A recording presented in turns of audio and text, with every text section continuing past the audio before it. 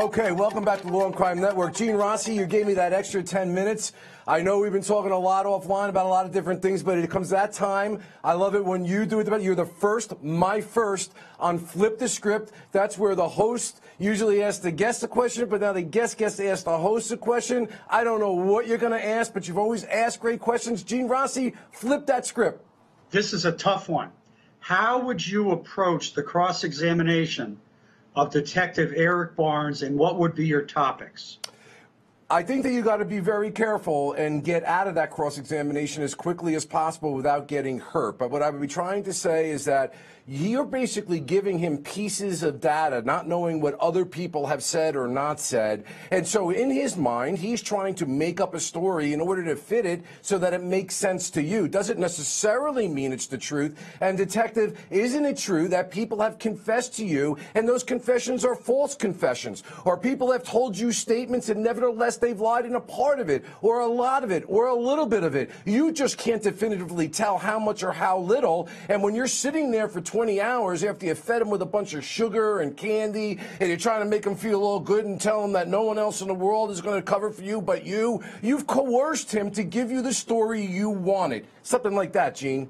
Absolutely. And going back in the United States versus George Torres, he was the killer, and there was a father of a victim who falsely confessed to the crime. So you're absolutely right. You could clearly get into an ample scientific evidence of false confessions that are given and people that specifically tailor their answers to give the police what it is that they want. Listen, I've seen it. I've seen guys literally who turn out not to have done it say to themselves, well, maybe I did do it. I mean, everybody keeps saying I did it. You know, they start to actually manufacture the reflection of what the questioner is asking. That's why, though, as a defense lawyer with this detective, you got to be careful because he did a smart thing. He gave little pieces of data and then had him expand on the data. So, in other words, he wasn't feeding him that much. So sometimes you need to just get away because, Gene, like we talked about before, as a defense lawyer, my goal wouldn't be so much sparring with him that he confessed, didn't confess, truthful, not truthful. It's sparing his life that's important to me as a defense attorney.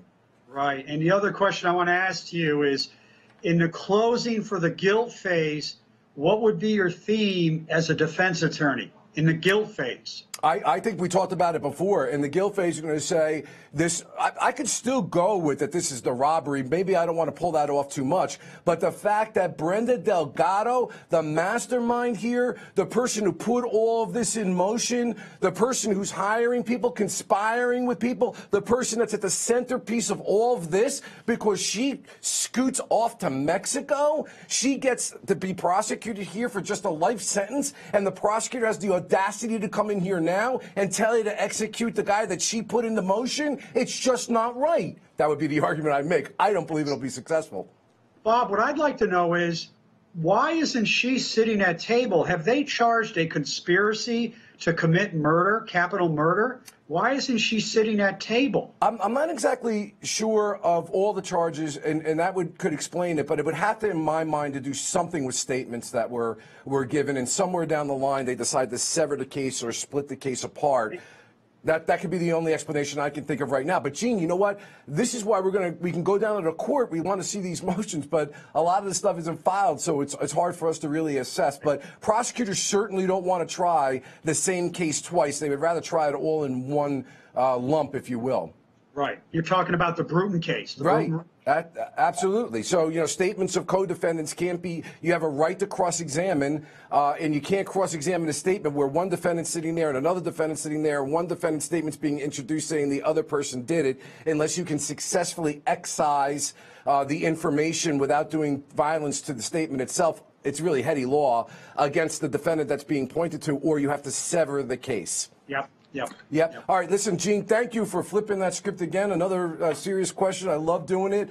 Thank you guys in the chat room for all of your support. We have two more clips of this detective. Gene, I think it's about, let me just take a look here. Yeah, it's 2:38. I'm going to give you a 2-minute reprieve.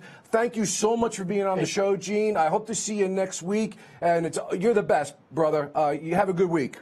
Polenta. Bye-bye. Polenta. Salute. Okay, listen, guys, we got 2 clips of the interrogation of this detective that I was talking to you about before, and me and Gene think was really masterful. He flips the script on me and asked me how I'd cross-examine a guy like this. Yikes. Let's go to it.